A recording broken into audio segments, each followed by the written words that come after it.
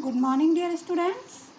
Class BEd first year, subject है हमारा learning and teaching, जो कि हमारा पेपर 3 है। आज मैं आपको शैक्षिक प्रौद्योगिकी के विशिष्ट उद्देश्य बता रही हूँ। जो लास्ट क्लास थी हमारी, उसमें मैंने आपको शैक्षिक तकनीकी या प्रौद्योगिकी के सामान्य उद्देश्य बताए थे। आज की कक्षा में मैं आपको विशिष्ट उद्देश्यों के बारे में बता रही हूँ। तो सबसे पहले है कि शैक्षिक तकनीकी का विशिष्ट उद्देश्य कक्षागत शिक्षण व प्रशिक्षण के सरल, स्पष्ट, रुचिकर व प्रभावकारी बनाना। जो शिक्षण है और प्रशिक्षण है उसको सरल, स्पष्ट, रुचिकर व प्रभावकारी बनाना शैक्षिक तकनीकी का विशिष्ट उद्देश्य है।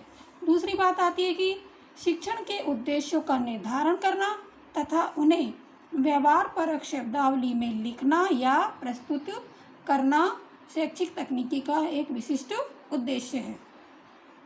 तीसरा उद्देश्य है कि व्यक्तिगत विभिन्नताओं के आधार पर छात्रों के गुणों, क्षमताओं, उपलब्धियों तथा कौशलों का विश्लेषण करना। कि हर छात्र की अलग अलग विभिन्नता होती है, उन व्यक्तिगत विभिन्नताओं के आधार पर छात्रों के गुणों का, क्षमताओं का, कि किस छात्र में क्या गुण है, क्या क्षमता है, उसकी उपलब्धि क्या है, उसका कौशल क्या है, हर छात्र की अलग अलग होती है। उनके स्तर को ध्यान कर रख कर के उनका विश्लेषण करना।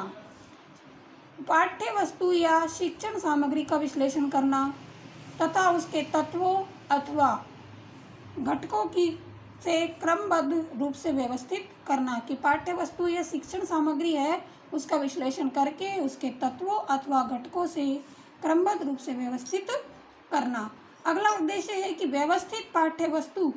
पहले हमने पाठ्य वस्तु को व्यवस्थित कर लिया, उसके बाद जो व्यवस्थित पाठ्य वस्तु है उसके प्रस्तुतिकरण के लिए निर्धारित उद्देश्यों की शिक्षण की प्रक्रिया, प्रतिपुष्टि एवं पुनर्बलन के माध्यम से प्राप्ति हेतु शिक्षण की उचित व्यूह रचनाओं का चयन करना है।